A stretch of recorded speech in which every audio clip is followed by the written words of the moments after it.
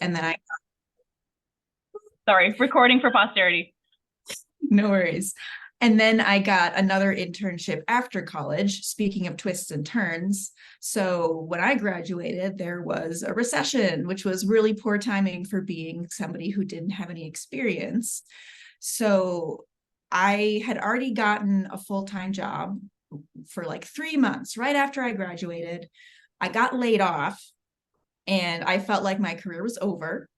But then I applied and applied and applied and got another internship, which felt like a step backward, but it was actually ended up a good thing for me because I was able to accidentally get into website design, which was super fun and rewarding. And that eventually led to designing interfaces for products. And I don't know, 13, 15 years passed, and here I am. Yay! Yeah, you're here.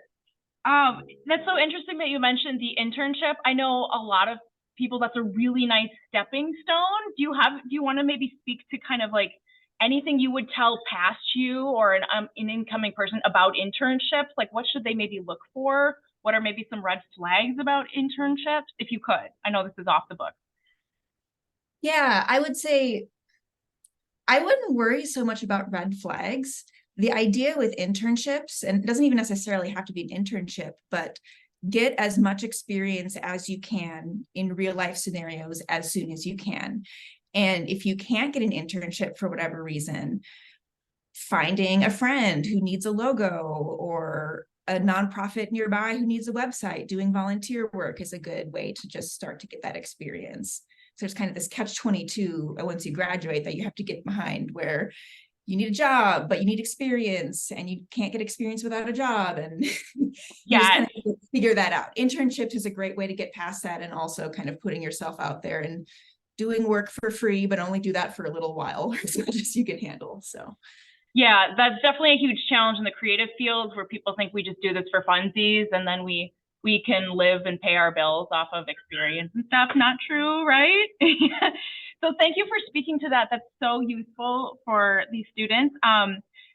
Thinking generally, what are maybe some skills that you would recommend any graphic designer have? Like, obviously, they need to know some programs, but like in your experience, like, what are some maybe skills that you didn't know at the beginning that would be useful? one area that I felt like I didn't really learn in school, but learned in real life out in the field. Soft skills are almost more important. Well, I wouldn't say more important. If you're the best designer in the world, you won't be successful in a job if you don't have a certain set of soft skills. And I guess that starts out with being an introspective person, ability to take feedback to improve your work and yourself, comparing your work objectively just to the standards of the industry, which is really hard when you're first starting out. But the fuzzier stuff beyond that, like teamwork, like all those class projects you might have, those actually apply a lot to real life. You're going to be working with a lot of different kinds of people, needing to solve problems as a team. That's another thing. Design is about solving problems to be an objective. Going into it, I thought, oh, I get to get paid to make art. And it turned out What I you get, don't? I get paid to make art for other people. So it's all about solving a problem, and asking the right questions. And then, yeah, being flexible, compromising, ability to sell your work, all kinds of fun stuff like that. But technical skills, I feel like typography is maybe the biggest one that can really make or break your design.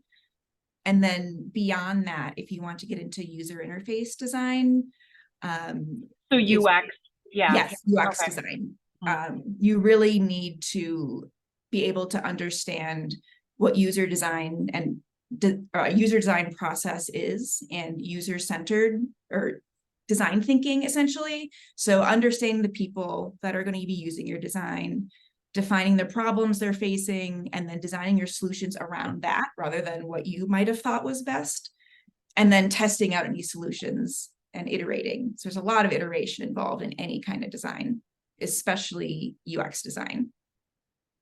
Awesome. So when you meant typography, is it just sort of like being familiar with text and sort of how to do like alignments and layouts, that sort of thing? Is that what you mean? Yeah, like understanding how to use different typefaces together and contrast and hierarchy and all those fun principles you learn in like traditional art classes. Like it does pay off. Like learn the rules Yeah. in order to break the rules. Yeah, exactly. And I don't know if everyone in our class is familiar with the term UX design. I would love if you could kind of tell them about that and maybe what that involves, as it's sort of design, graphic design adjacent. Thank you. Yeah, so a lot of traditional graphic design is kind of, I don't know, 2D. It's just a still print thing that you might pass off to somebody. So the user isn't as important in those situations. Granted, they are important.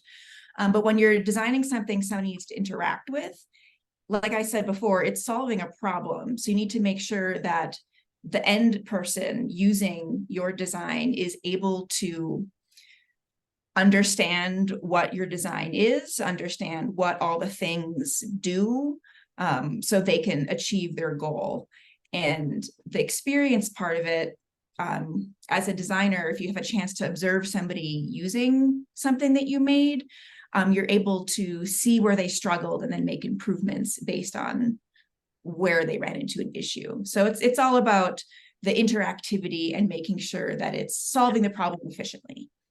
Sure. So UX is typically in the sphere of like apps and websites. Is that right? Does it kind of branch into kind of other interface designs? Yeah, anything digital you can interact with, people Okay. would officially count as UX design, but Okay. like conceptually, like yeah, you could call anything you would design ever, there is a user experience around that. It just might Right. not be complex. Yeah. Awesome. Thank you so much for telling them about that. I'll have a couple more questions about UX design, as you know, in a bit. But just to back it up, we've spent the semester, our graphic designers here, learning Adobe Suite, specifically Adobe Illustrator and Photoshop. They've gotten pretty adept at it, and maybe we'll never again touch Illustrator. We'll see. But are there any other useful programs that an upcoming designer should really know in order to be competitive in the field? Yeah, I guess it kind of depends on what kind of design you're aiming to do. If you want to do user experience design, so designing an interface for a digital product of sorts, you definitely would want to learn the program Figma. Programs like Illustrator and Photoshop are a great way, like a good starting off point to get into that kind of software. If you wanted to do something, I don't know how long print design is going to stick around, honestly. A lot of Mm. that is being automated, but if you wanted to get into that, there's still probably going to be a need somewhat. Something like InDesign, it's really intimidating software, to be honest, even for professionals. But that is kind of the industry standard for printing something. Illustrator and Photoshop are kind of like the ground tools you'd use to get into that. Right. Yeah, I remember that being a big part of your program, I think, at Edgewood, right? Is it kind of InDesign integrates those programs. Awesome. Thank you for that. So you made the crossover from graphics to UX design along the way, right? Could somebody close the door, please? Thank you, Tyler. It gets very loud in our hallways. Yeah, where do you see your career or the field of graphic design kind of moving? Like, I know that UX has become kind of the emerging trendy thing in the last couple of years. Is it moving in a different direction, or is it sort of connecting with any other kind of field, do you think? Well, it's kind of hard to predict the future so much. The transition I've observed just in my own career path, like I started out in graphic design. I thought I was going to be designing logos and brochures forever. But like I was mentioning with that economic recession, right when I graduated, like there wasn't, like that was kind of an area that a lot of people felt like they could cut in their businesses. So there weren't as many jobs in that, which was kind of an eye opener for me. So moving into the digital space was kind of like, I don't know, like you just said, the new thing for the last several years. And beyond that, like I'm seeing, like my company right now is doing a lot of work with AI, which is both exciting and kind of intimidating since there's like no no limits on what you can do, and hopefully the robots won't take over the world too soon. But there is a lot of design automation out there, and I don't know what the future of that is going to be. That is a really interesting concept. Like, how good are the robots really going to get at this? I don't know. We have to train them to treat us like cute pets, right? So that we can have a comfy future.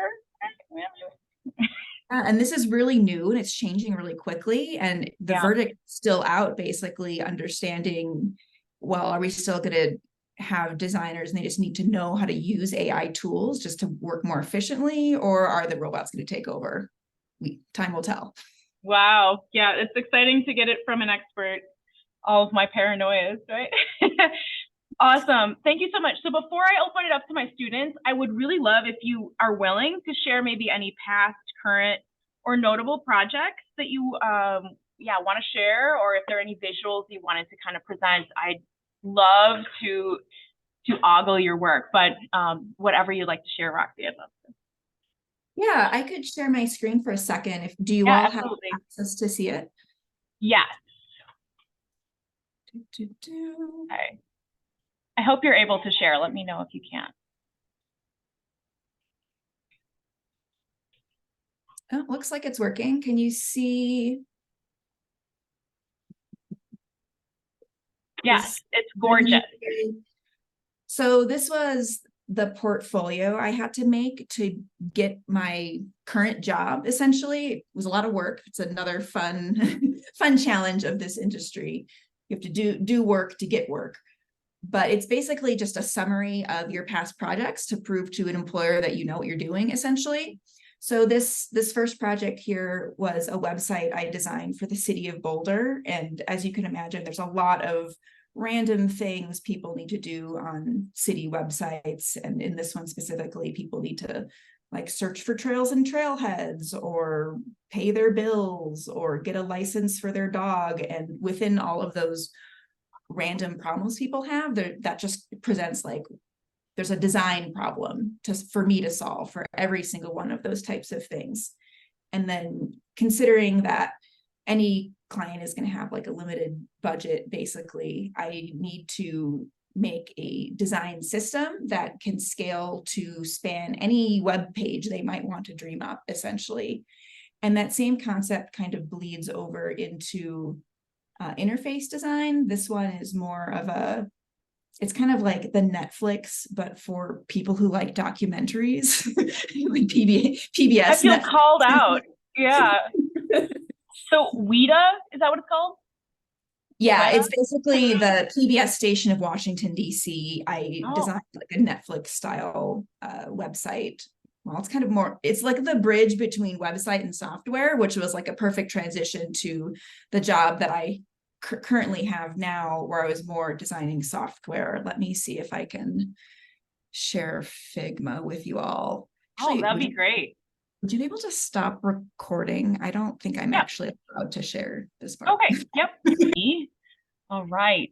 Yeah, so were there any other like projects you wanted to share or visuals? Otherwise, I would love to open it up to the students if they have any questions for you, because there's probably a bunch percolating. Yeah, I'm happy to answer questions. Yeah. Do we have any questions for Roxy about either graphic design, schools in graphic design, literally anything?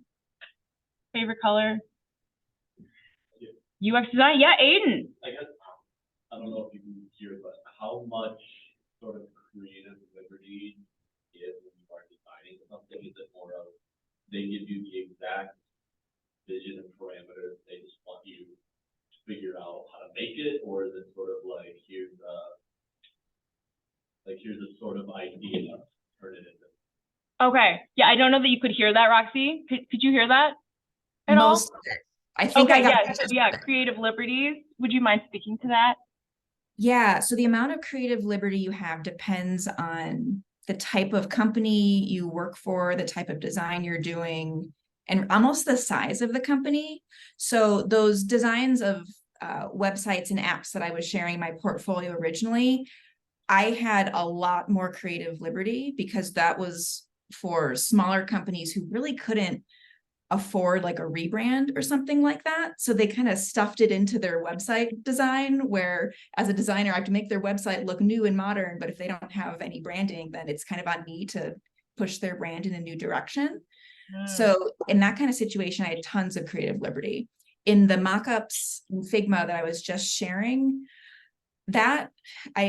there is not much creative liberty. Like I was talking about needing to define a design system so you can kind of use that to repeat the same styles in any use case imaginable.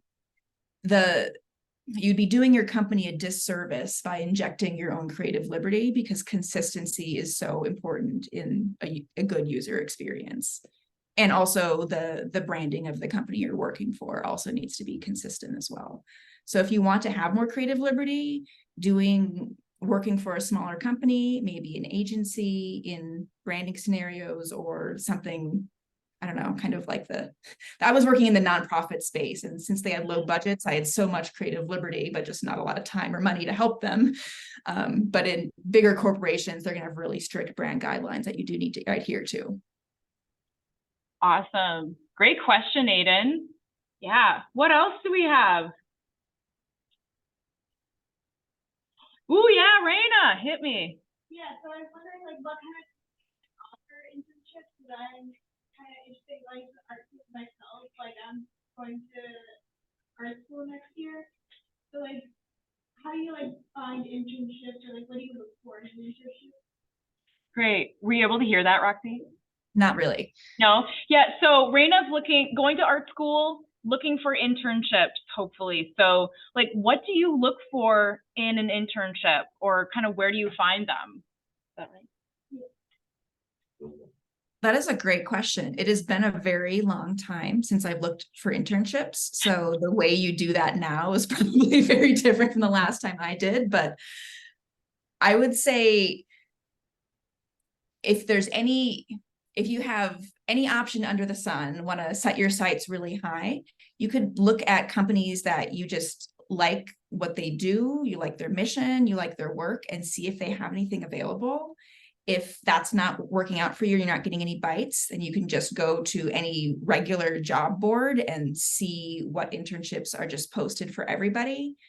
I feel like the more experience you get, the more particular you can be. And if you're in a lucky position where you do have the freedom to choose early on, think really hard about what you think you might want to be doing in the future and get something that kind of matches that.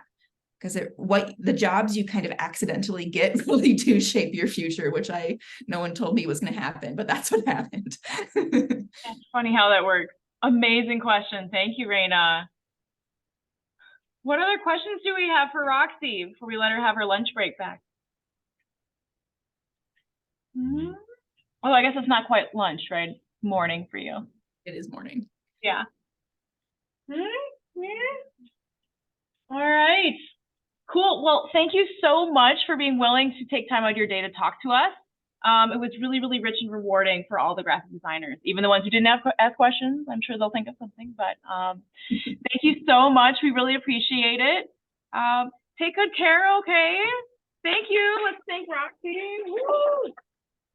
Well, thanks for inviting me. And if you do come up with any Yeah, extra this was questions, so, send them my way. so amazing. Thank you. I'll talk to you soon, okay? Bye. Bye, everybody. Bye.